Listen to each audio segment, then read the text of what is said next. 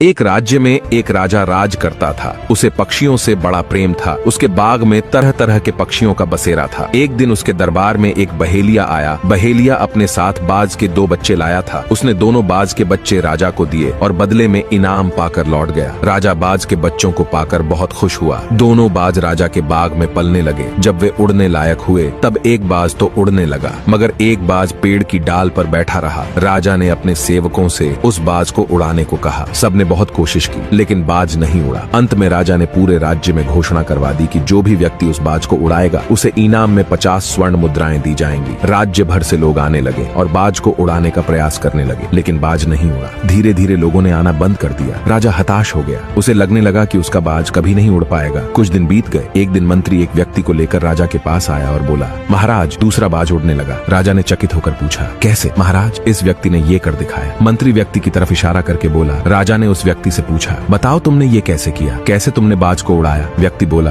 महाराज, मैंने वो डाल काट दी जिस पर बाज बैठा हुआ था। निष्कर्ष, हम सफलता की ऊंची उड़ान भरना तो चाहते हैं, लेकिन अपने कंफर्ट जोन से बाहर निकलना नहीं चाहते। सफलता प्राप्त करने के लिए रिस्क लेना पड़ता है, आराम छोड़ना पड़ता है और जी जान से मेहनत करनी पड़ती है। यदि आप इसके लिए तैयार हैं तो आपको सफल होने से कोई रोक नहीं सकता। और आप लोगों को इन सब में दिलचस्पी है तो हमारे साथ जुड़े रहिए।